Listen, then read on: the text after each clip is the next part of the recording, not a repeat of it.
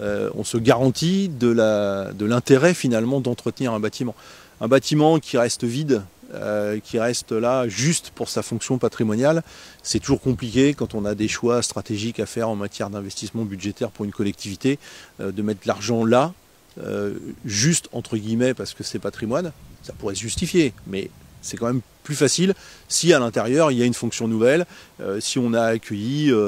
un équipement public, un équipement touristique ou un équipement culturel par exemple. Donc voilà, le but c'est aussi de réfléchir aux nouveaux usages dans ces sites-là. L'objectif c'est de témoigner qu'on est dans une démarche proactive de gestion de ce bien inscrit au patrimoine mondial. On a un certain nombre de sites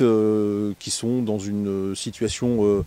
difficile, dont la dégradation est avancée, et pour lesquels surtout on est dans des statuts un peu transitoires, soit des propriétaires privés en fin de cycle qui ont du mal à entretenir ces sites-là, soit des propriétés ici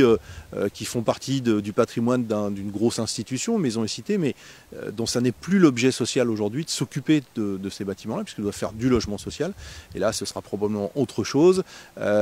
on a quelques bâtiments qui sont aussi en transit et notamment rachetés par l'établissement public foncier. Et tous ces bâtiments doivent trouver de nouveaux usages. Quand on voit le bâtiment, quand on voit la caractéristique architecturale, les volumes disponibles, on imagine assez aisément, mais sur le papier c'est toujours plus facile, hein, on imagine peut-être un restaurant, un bar, un lieu d'exposition,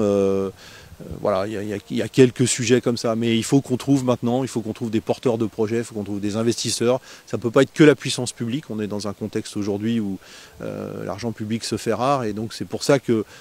l'appel aux dons via la Fondation du patrimoine, c'est important, c'est témoigner qu'il y a une adhésion de la communauté nationale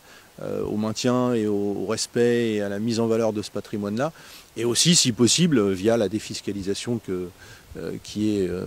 évidemment liée aux dons, mobiliser des gens qui ont suffisamment de ressources pour pouvoir participer à cet effort national et nous aider à poser la première pierre, celle de la mise en sécurité de ces sites.